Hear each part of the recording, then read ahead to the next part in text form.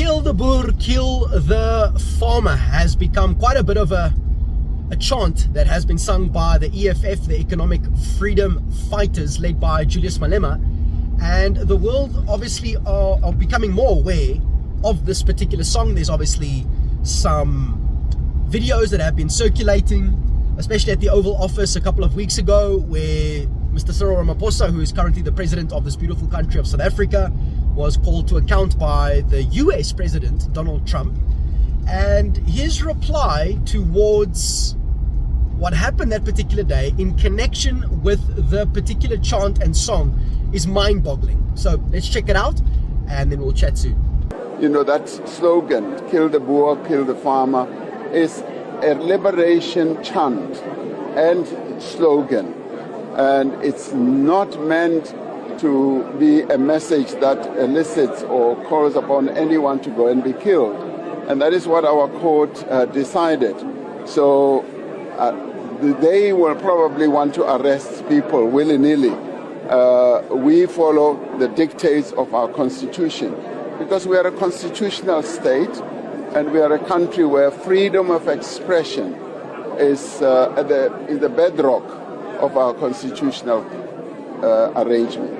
So Mr. Ramaphosa basically goes and defends the song, saying there's nothing really wrong with it. It's just a liberation chant. And it's pretty shocking, I must be honest. So quick one over here. One thing that South Africa is really flourishing in is the whole sporting arena. I mean, you've got the Springboks, we've got Bafana that's doing really well. We've got, all different sporting codes that are really excelling in a big and massive way. So usually when you go to, like, for example, a big sporting game or match and so forth, we usually end up singing our national anthem, right? So then, Nkosi Sikelel' iAfrika. Now, if you go and look at that particular anthem of ours, that initial part is actually, it was derived from a gospel hymn. And we are declaring, God bless Africa, which implies that as a nation, as a country, we serve the one true living God. So my next question is, if that is the case, then why do we exalt our own traditions at the expense of God's commands, which is to love God with all of our heart, mind, soul, and strength. And then number 2, to love our neighbor as we love ourselves, because there's nothing loving about that particular song. It's one of the reasons why we need to learn from our past, but not live there. Our past should be a place of reference and not residence. With that being said, freedom comes with responsibility. You cannot have any true freedom without responsibility as well as without accountability. So, for example, to say and defend a song like that and calling it a liberation chant is just absolutely mind-bogglingly crazy, especially in a nation that claims to talk about and to be all about equality. Nothing equal about that particular song over there. So how do you and I ultimately respond, and how do you and I learn from this? Number 1, we need to continue to pray for our leaders, and then number 2, to obviously act accordingly. So you and I need to learn that if we have people in our lives that we love, you and I cannot afford to allow or to tolerate any type of evil, because tolerating evil just leads to greater destruction.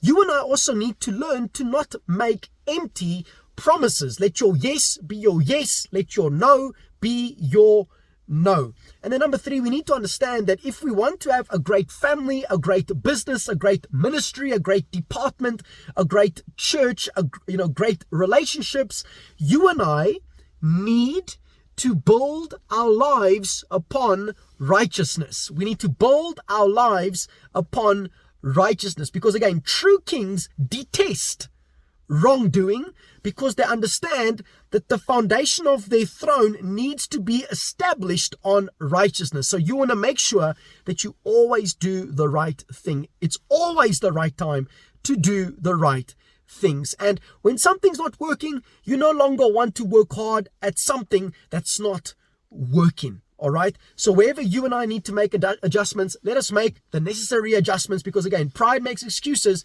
Humility makes adjustments. My friends, God has got something so special in store for this beautiful country. Let us personally take the responsibility for building our relationship with Him, and then from there, taking the necessary righteous action, because you and I will ultimately be dominated by what we tolerate. So stop tolerating certain evil within your life. Allow Jesus to heal, allow Jesus to restore, allow Jesus to give your life purpose again as you take responsibility for responding to the ability that God has called you in to. See you in the next one. Subscribe, smash that like button, leave your comment down below if you agree or disagree, and we'll see you, Lord willingly, on the next one.